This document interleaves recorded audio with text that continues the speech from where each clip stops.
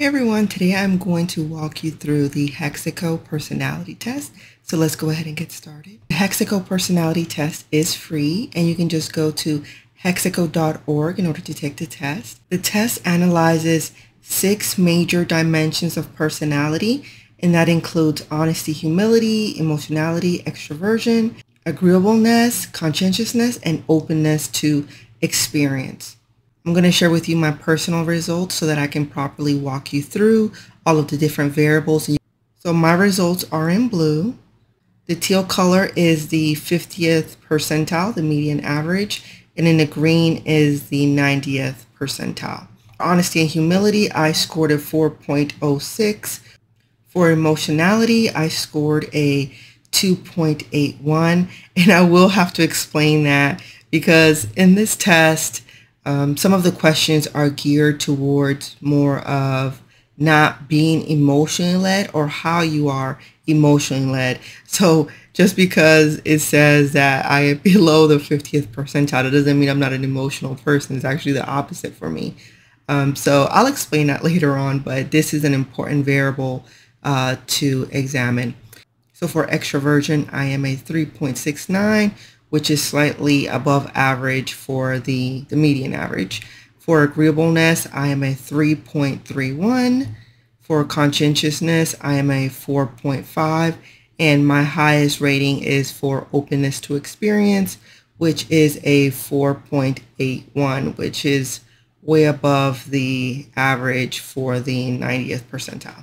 All right, so I just wanted to show you kind of a quick overview chart so that you can see how my final results look. And now we're going to take a look at the different variables so that we can actually analyze what these measures actually mean. Before we even get started, I wanted to show you a few things. And this test was created by 2 PhD professors. And the data for the Hexaco test came from a large sample from Canadian university students, both men and women. And this is one of the reasons that I do like this test, because it was created by individuals who have a foundation in actually creating a research for a living, right? It's not just some random test. So I think this is probably why it's one of my favorite personality tests to take, and that it's also free. So let's get started with my results. So once you complete your test, this is the file that you will receive, and this is how the test looks. As you can see, there are multiple variables within each subsection. Okay, so I kind of want to go through everything so that you get a better perspective as far as the questions and what they are actually trying to gauge with their questions. So the first one that we are going to analyze is honesty and humility. And it states, persons with very high scores on the honesty and humility scale avoid manipulating others for personal gain, feel little temptation to break rules, are uninterested in lavish wealth and luxuries, and feel no special entitlement to elevated social status.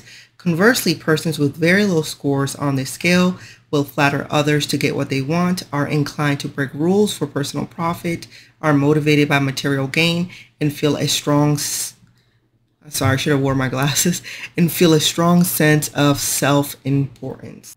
So for honesty and humility, I scored a 4.06, which is higher than the 90th percentile, which was 3.97. So clearly mine is on the higher end.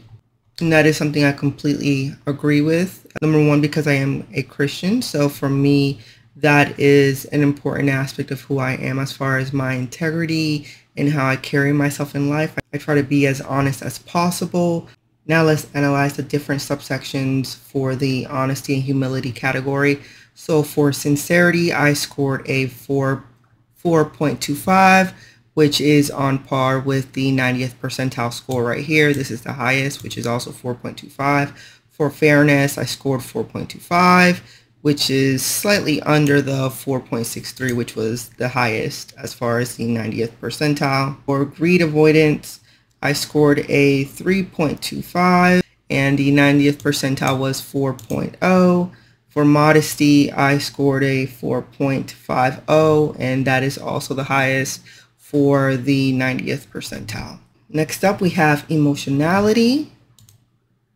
The skill description states persons with very high scores on the emotionality scale experience fear of physical dangers, experience anxiety in response to life stresses, feel a need to, feel, once again, I don't know where my glasses are, feel a need for emotional support from others, and feel empathy and sentimental attachment with others. Conversely, persons with very low scores on this scale are not deterred by the prospect of physical harm, feel little worry even in stressful situations, have little need to share their concerns with others, and feel emotionally detached from others. So I probably will have to explain that because I know my scores are very low. As you guys can see, my score for emotionality was a 2.81, which is on lower than the 10th percentile, which is it's actually, and I'm slightly above the 10th percentile, which is a 2.63. So you would think, oh, is this person according to the scale description, detached and all this stuff? And it's like, no, we have to look at the different variables so that we can actually see what's going on and what questions are actually being asked so that we have a better perspective of what we're actually looking at. All right, so number one, fearfulness. I scored a 1.75, which is lower than the 10th percentile. And that makes sense because I have been through a lot of different things in my life that honestly, I'm not driven by fear. I have learned how to experience very high stress situations.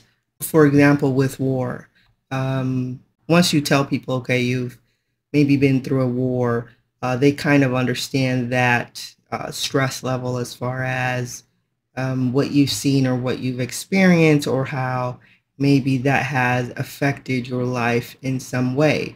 So because of that, everything else that I've experienced never really invoked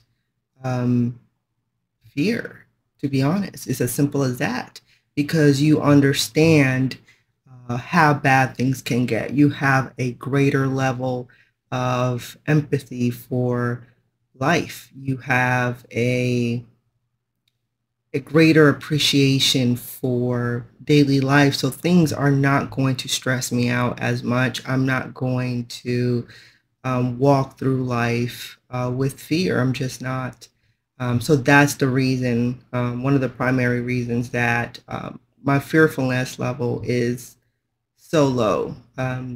Once you go through certain things, everything else seems much easier to manage. Because once you experience something such as war, when you see that you are not in control, where everything around you can be so chaotic, you realize that everyday life is not as difficult as we give it credit as far as how it impacts us. So I learned very early, unfortunately, that life is much easier at times than we'd realize.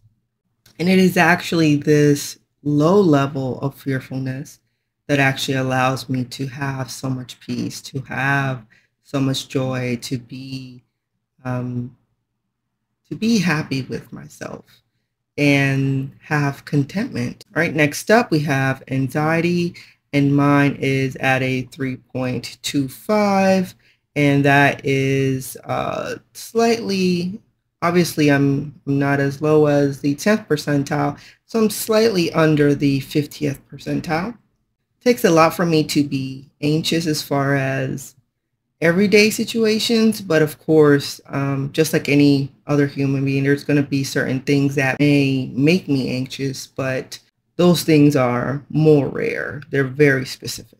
Okay, so for dependence, I don't know how I got this one. I forgot the questions right now. I also scored a 1.75. I know I'm going to have to explain that because it's even lower than the 10th percentile. So anybody that knows me or will ever know me in the future, don't look at this and say, oh, is she one of those individuals that's just so independent? And it's like, no. So let me explain. So when we're analyzing dependence, there are really two different types of variables we have to keep in mind. Number one is dependence based on, for example, work life, and then dependence based on personal relationships. So I'll be very open right now. So when it comes to work or having to deal with anything that requires high level usage of my intellect, I'm going to be extremely confident in myself, in my skill sets, just because I've trained myself at a very high level since I was very young. So of course, I am going to be independent as far as my critical thinking skills. That's one reason that a lot of these questions are geared towards your critical thinking skills. Now, when we're dealing with, for example, a relationship, or if we're dealing with maybe family or friends, so in relationships, I would be more codependent. Why? Because I'm more of a traditional woman. I believe in gender roles. I believe in being feminine. I believe in having the closeness and the bond of being able to communicate with an individual and allowing each person to thrive within their true self. So, for example, let's say with friends, I am very loving and kind and loyal and supportive. I'm very affectionate. With family, I'm the same way. I'm the type of person that I am very family oriented. So, therefore, I do believe in having some sort of codependency, meaning we are there to support each other. We're there to be kind, to be helpful to one another, to try to always uplift one another. That's the way that I want to raise my future family. I want to have that really close, codependent bond in the sense of, that I'm here for you, and I'm sure that you'll be there for me because I want to raise a very loving, kind environment. When it comes to a relationship, as I said earlier, because I believe in a sense of having that codependency and allowing, for example, a man to really thrive in his masculine behaviors and a woman being able to thrive in her feminine behaviors.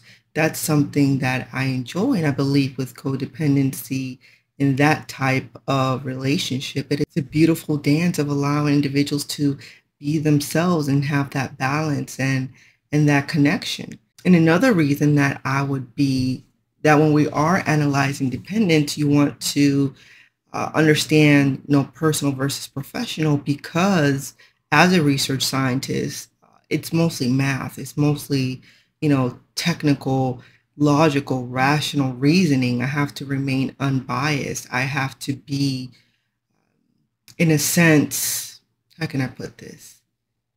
Numb to any type of external stimulus. I have to be focused only on the data that is presented. So when I want to then go back to my traditional role as a woman and to be feminine and just be able to have that peace, I don't want to have the mentality of, to put it simply, of thinking like a man, right? I want to think in a more emotional way. I want to use the word feel instead of think, right? I want to allow myself to invite that other person into my life so that they can take the charge, they can take the lead, and I can just relax. I don't want to be the leader in a relationship because I don't want to have that pressure of having to try to guide somebody else or to tell somebody else what to do. I want to just be at peace, have my own thoughts. So when I'm trying to speak to someone in a relationship, I don't want to have to constantly overanalyze the way I would have to do with a project or at work. I want to just be in my feminine presence. I don't want to have to overthink the same way I would with a project as a research scientist. I would not want to overthink a relationship. And I think that's the difference between being independent and then being codependent, because in one, my high level of rational thought at that point would take over, and then I would start thinking like a man, and that's not something that I want to do. I want to, purposely allow myself to relax, to allow my brain to not overthink. That's actually a gift to myself. So that's important in understanding the difference between dependent and independent. And it does not mean that I don't use my brain. It does not mean that I'm not going to use critical thinking. Of course, I'm going to always be a logical thinking person. But I think we have to understand the true balance of life and how we want to separate and function with different people in our lives. And that's one of the reasons that I scored so low as far as dependence. So future hubby out there, So to my future husband out there, I'm single. Don't look at these results and think she's just one of those women that are not going to allow a man to thrive. I will enjoy traditional gender roles and with a sprinkle of codependence thrown in, right? So anyway, so then of course next one would be this one. Sentimentality. Yeah, I scored a 4.50 and it's higher than the 90th percentile. That makes complete sense because I am extremely sensitive. I am a woman that I am a romantic. I enjoy being feminine. I enjoy being sweet. So even though I am trained to probably think on a higher level of critical thinking or only with logic rather than emotions, this is why in my personal time, I am extremely sentimental. I'm just like, I'm just a sensitive girl. I can't say, that's just how I am. Very soft. Um, I am, I don't know. I just have, I guess, more of a gentle side as well. Even though I can be extremely dominant when we're dealing with work, in my true self, I am more gentle. There's a huge balance of trying to deal with having to think logically and rationally constantly, and then trying to allow myself to have that piece of who I really am inside, where I'm just sensitive. All right.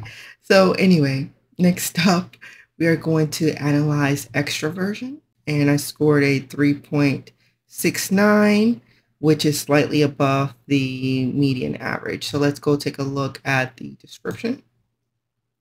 So for extroversion, it states that persons with very high scores on the extroversion scale feel positively about themselves, feel confident when leading or addressing groups of people, enjoy social gatherings and interactions, and experience positive feelings of enthusiasm and energy. Conversely, persons with very low scores on the scale consider themselves unpopular, feel awkward when they are the center of social attention, are indifferent to social activities, and feel less lively and optimistic than others do. All right, so let's take a look at the parameters. All right, so I will say, usually I would call myself an extrovert. I know how to easily bring light to a room. But now, as I've gotten older, I would say it's kind of like an introverted extrovert. I really don't care about having to be very social anymore. I prefer quiet and peace. So I think this is more accurate now for where I am in life, which is, I think, a little bit more towards the center, right? So then for social self-esteem, actually, let's take a look because each one actually has the skill descriptions are up here, but then the subparameters also have their own descriptions. I probably should have been reading all of them, but you guys can go back and read them by yourselves is on the same page. So I just wanted to go to this one specifically.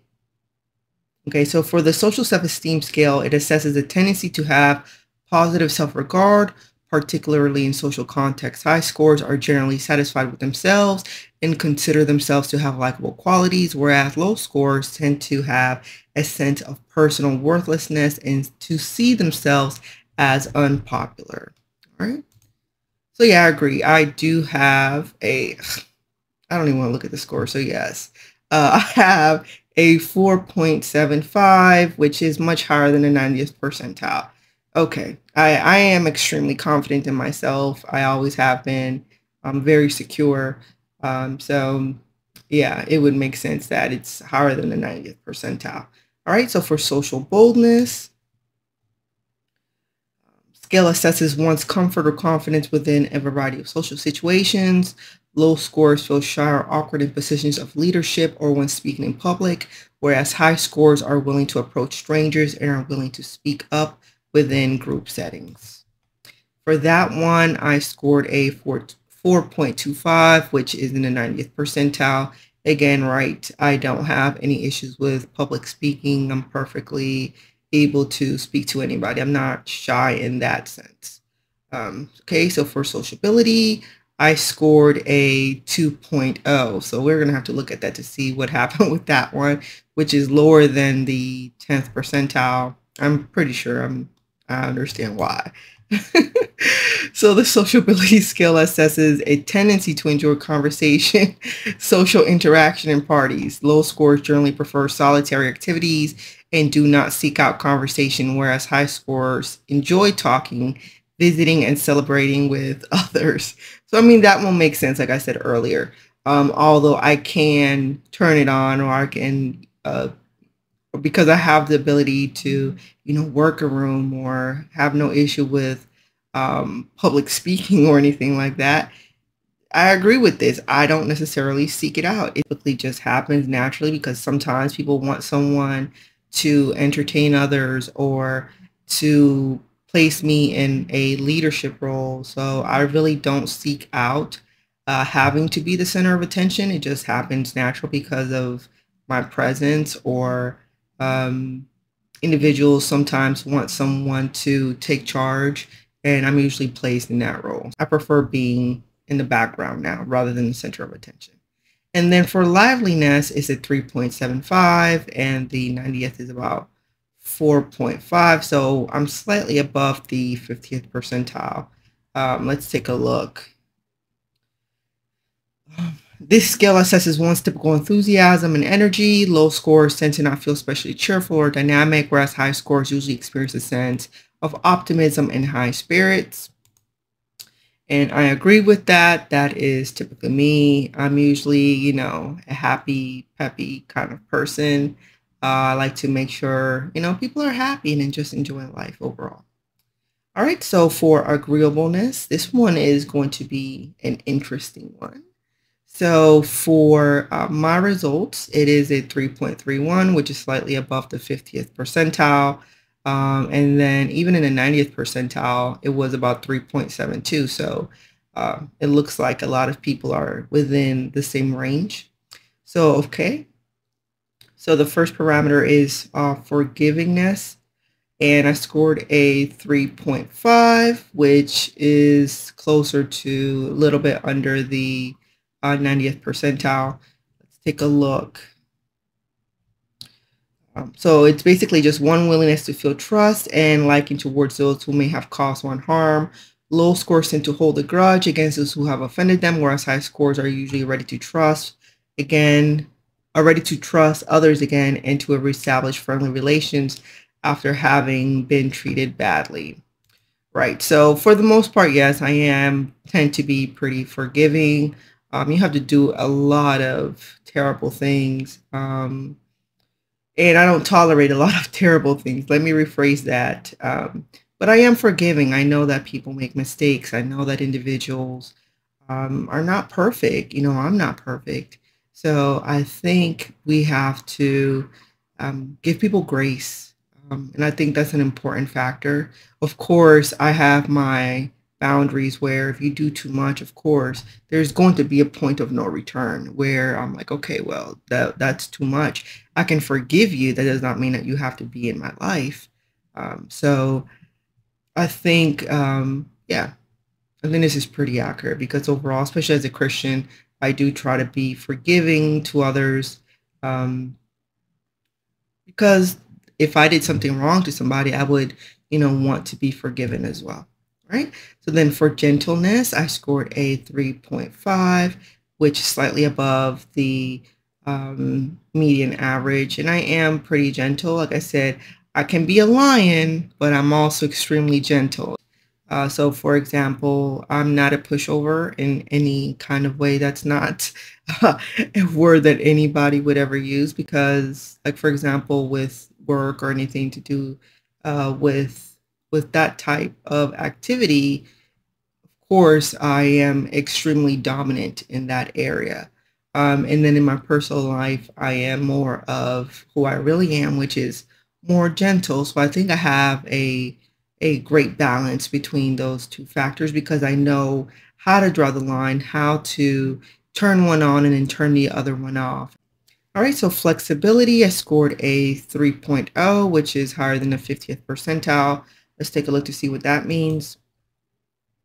And it says it assesses one's willingness to compromise and cooperate with others.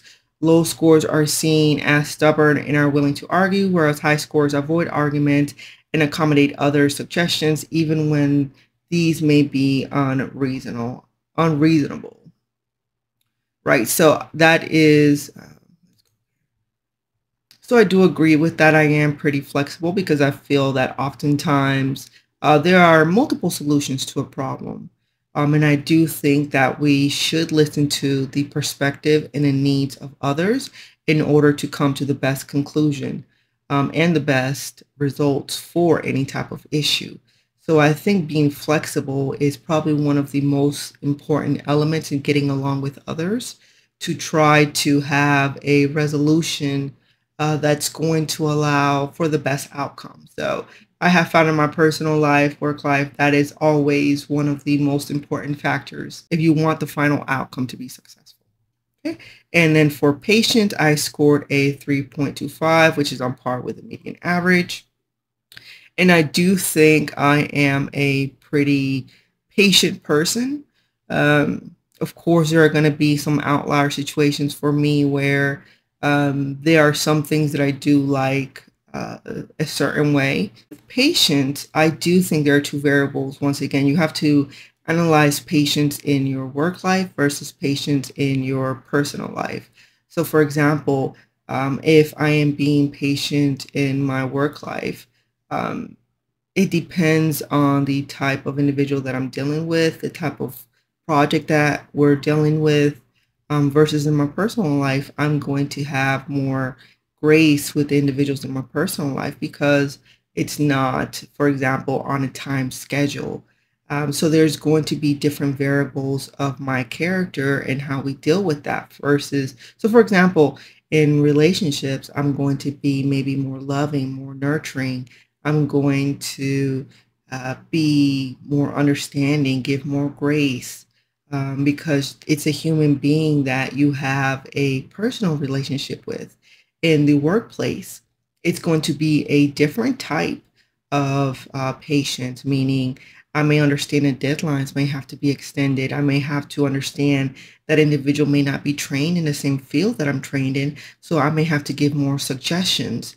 Um, I may have to be more patient in them producing maybe a different quality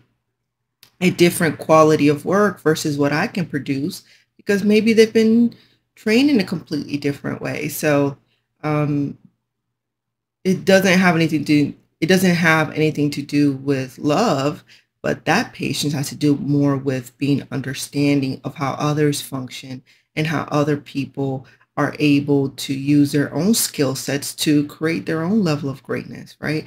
I never feel that you should take anything away from somebody else's way of how they can thrive because then that would be controlling of something and that reduces innovation.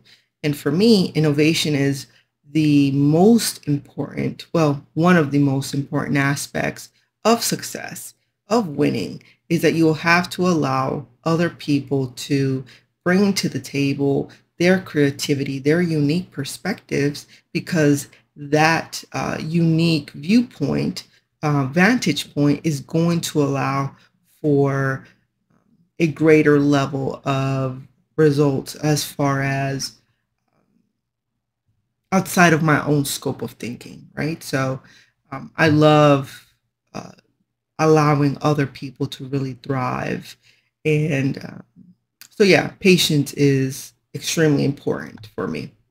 And then one of the things that I do want to say, I have to bring up the original chart.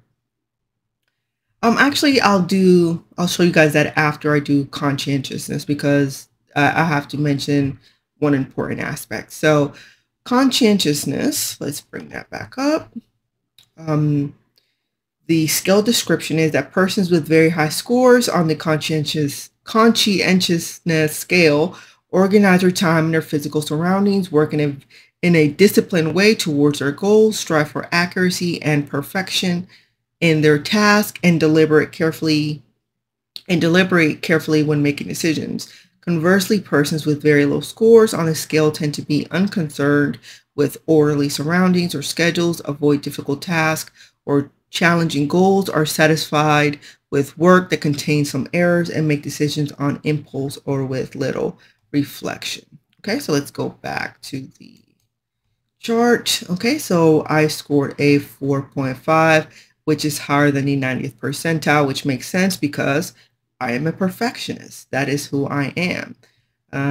It's not something that like, oh, I strive to be. It's like, no, that is who I am. I'm extremely, I'm not rigid, but I do, I would say, structured perfectionism. And that's basically when you understand that I try to do things within a timeline or within a goal to reach the highest possible level. It doesn't mean that everything will be perfect, but I do strive for perfection just for my own viewpoint of how I like things done. So let's go ahead and take a look at the subparameters. So for organization, I scored a 4.0. The 90th percentile is about 4.38. That checks out because I'm extremely detail oriented. I do like, for example, for my work to reflect certain parameters. And I do like for things to be a certain way that I like.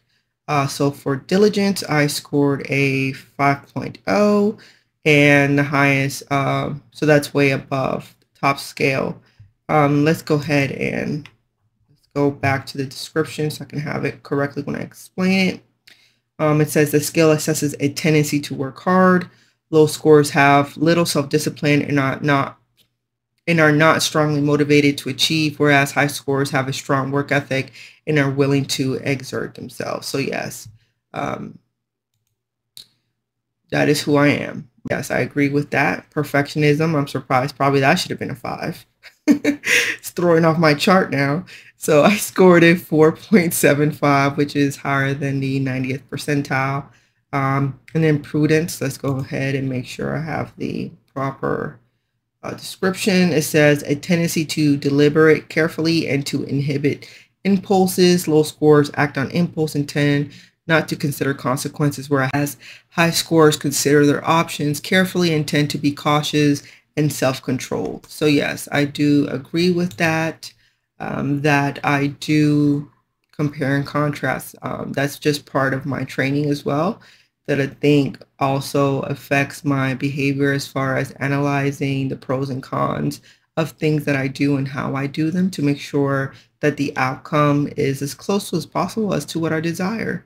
Reason that I wanted to discuss agreeableness and conscientiousness. So let me go back to the primary scale. For example, just because I have an agreeable personality, which means I care about the needs of others, I care about making sure that other people have, their own moment in the limelight, that does not mean that I would ever put, for example, a project at risk for the sake of being agreeable.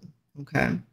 And I think this is an important thing to mention, especially if you're trying to learn more about leadership. That means that I encourage individuals to reach their highest level of self.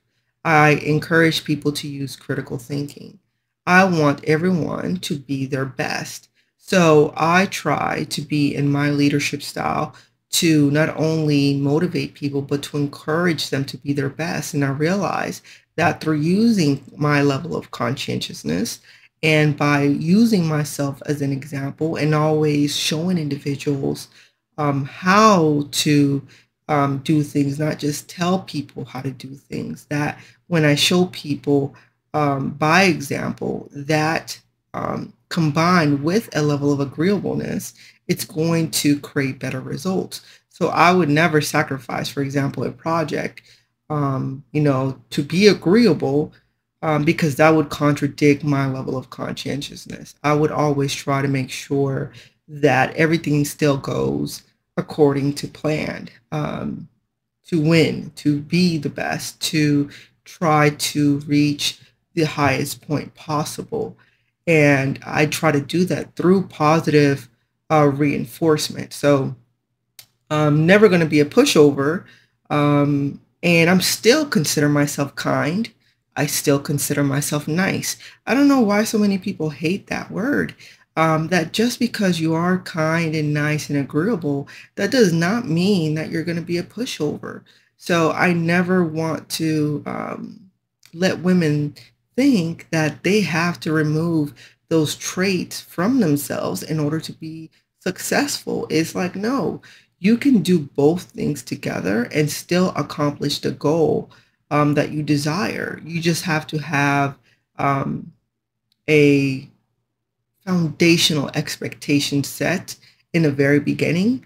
And when you do that, it allows people to know, okay, there are certain things that this individual will allow, to the point of freedom of thought, of innovation, of creativity, but we still have to get things done to a certain level, right? We have to still strive for perfection. Even though I'm going to allow all of those, beautiful, personality traits to come out, individuals know I'm still going to expect perfection. I'm still going to expect the highest quality possible. You just have to make sure that both of those expectations are interconnected so there is no surprise. And I think that's a disconnect in many situations, that individuals have not yet found the balance between these two measures. So maybe I'll do a different video on that as far as properly explaining different behaviors and different examples of how to still be feminine in the workplace and still get what you want at the highest level possible. So I just wanted to mention that because I think it's an issue that many women deal with. Okay, and then the last section, we're dealing with openness to experience. And I scored a 4.81, which is higher than the 90th percentile. And for me, of course, I mean, this checks out because I have, for example, I love extreme sports. I love adrenaline. I love the thrill of the chase. I love, excitement and trying new things. That's just how I am. Um, I did, I, let's just say I enjoy life, right? I like the rush. I like feeling alive. Um, so yeah, like I'm the kind of person, like when I was younger, I would swim in a cave. There were like, I would like go to the deepest part of the ocean, ride horses, early enjoy new experiences, pushing the boundaries of self-expression. So let's go ahead and check the different variables. So for aesthetic appreciation, I scored a 4.75, which is higher than the 90th percentile. Let's see what that means. So it says one's enjoyment of beauty in art and in nature. Low scores tend to not become absorbed in works of art, in natural wonders, whereas high scores have a strong appreciation of various art forms and of natural wonders. So yes, I completely agree with that. Love the arts, sculpting and painting and music, especially the cello. So these are things that I thoroughly enjoy. I love arts and being in nature. So inquisitiveness, I scored a 4.75, higher than the 90th percentile. This skill assesses a tendency to seek information about and experience with natural and human world. Low scores have little curiosity by the natural social sciences, whereas high scores read widely and are interested in travel. So yes, once again, that is absolutely me. I love reading. It's one of my favorite pastimes. Of course, as a research scientist, I like learning new things. So this fits me perfectly. And then, of course, for creativity, I scored a 5. Yes, I'm an extremely creative person. I love all forms of art, using my hands to paint and draw and sculpt and all those things once again. And then unconventionality, 4.75, higher than the 90th percentile. So yes, of course. Let's take a look at the description. A tendency to accept the unusual. Low scores avoid eccentric or non-conforming persons, whereas high scores are receptive to ideas that might seem strange or radical. So let's just say I do enjoy things that are unconventional, right? I enjoy trying new things. I enjoy just living life, having fun. Um, I think life is too short to be dull, right? But like I said, I crave adrenaline. Um, it's it's like it's there's a pro and a con with that because it's like you always want more and more and more, and then you have to like try new things to try to top it. So I think anybody that's like into extreme sports or is into um, just thrill chasing, they understand that mindset. Now I do have a balance. For the things that I like and I enjoy. But yeah, I like to enjoy life. And then the last one is altruism. And I scored a 4.75, which is higher than the 90th percentile. Let's take a look to see what that says. A tendency to be sympathetic and soft-hearted towards others. High scores avoid causing harm and react with generosity towards those who are weak or in need of help, whereas low scores are not upset by the prospect of hurting others and may be seen as hard-hearted. Yes, I completely agree with that. I am a very, gentle person once again.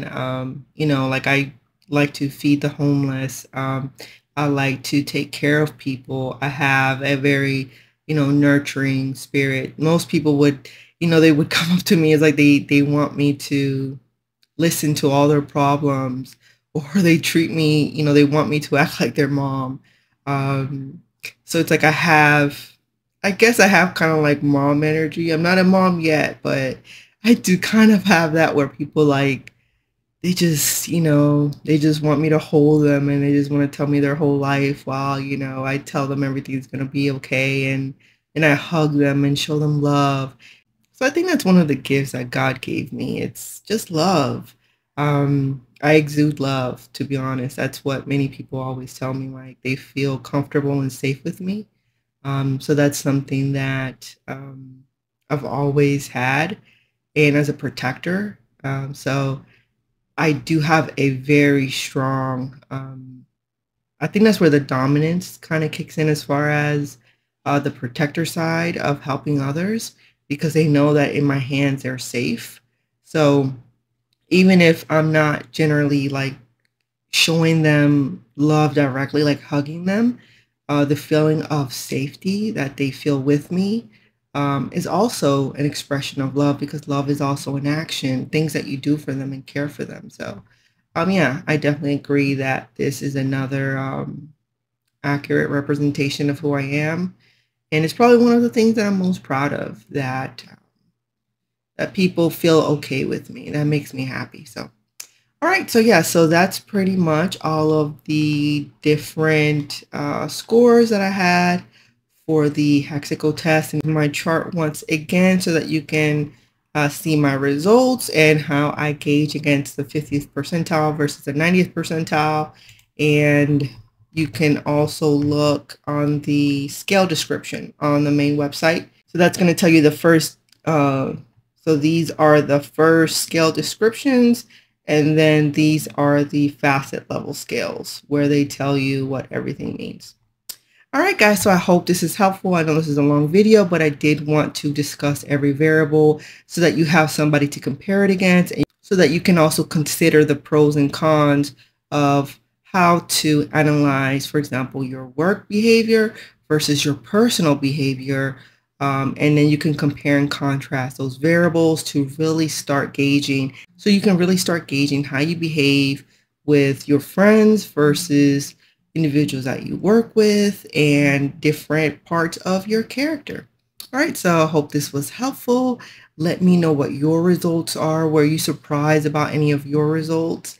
And I would love to hear anything that you experience when you take your test. All right, guys, have a great day. Bye-bye.